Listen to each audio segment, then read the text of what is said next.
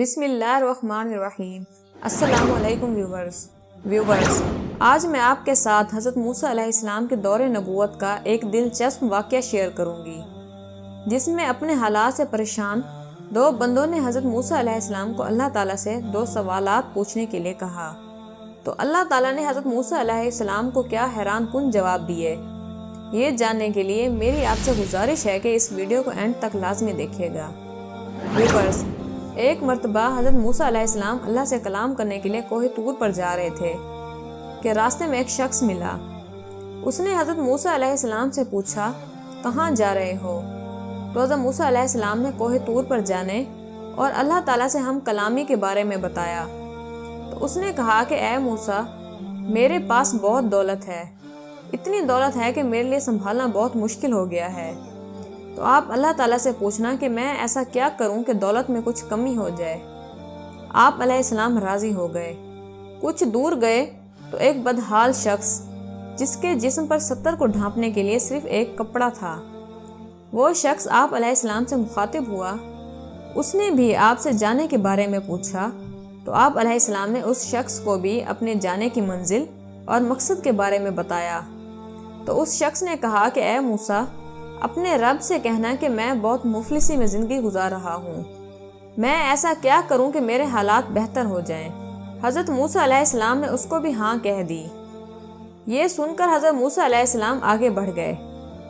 جب آپ علیہ السلام کوہ طور پر پہنچ کر اللہ تعالیٰ سے ہم کلام ہوئے تو ان دو بندوں کا احوال بتایا۔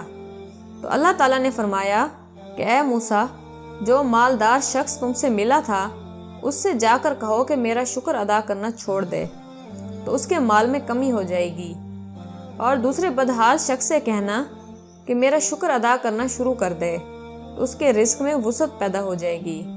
یہ جواب سن کر حضرت موسیٰ علیہ السلام جب واپس آئے تو اس مالدار شخص کو ملے اور اسے اللہ تعالیٰ کے جواب کے بارے میں بتایا تو وہ حیران رہ گیا اور کہا کہ میں کیسے اس رب کا شکر ادا نہ کروں جس نے مجھے اتنے سارے مال و دولت کے علاوہ بھی اتنی ساری نعمتیں دی ہیں۔ میں تو اس ذات کا شکر ادا کرنا نہیں چھوڑ سکتا۔ اسی طرح جب موسیٰ علیہ السلام نے دوسرے بدحال شخص کو اللہ تعالیٰ کا جواب بتایا تو وہ کہنے لگا کہ میں کیسے شکر ادا کروں، میرے پاس ہے ہی کیا شکر ادا کرنے کے لیے، اتنی غربت اور تنگ دستی میں زندگی گزار رہا ہوں۔ پھر اللہ کا کرنا ایسا ہوا کہ کچھ ہی دیر میں اتنی تیز آندھی چلی کہ جس کپڑے سے اس نے 70 ڈھانپا ہوا تھا وہ بھی ہوا کے زور سے اڑ گیا۔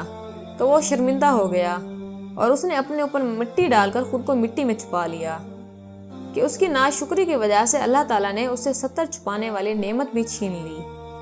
تو ویورز، اس واقعے سے یہ سبق ملتا ہے کہ حالات چاہے جیسے بھی ہوں، اپنی زبان سے صرف شکر کے کلمات ادا کرنے چاہیے، کیونکہ ناشکری کرنے سے کچھ بھی نہیں ملے گا سوائے اللہ کی ناراضگی کے، مگر شکر ادا کرنے سے اللہ بھی راضی ہوگا اور حالات بھی ضرور بدل جائیں گے۔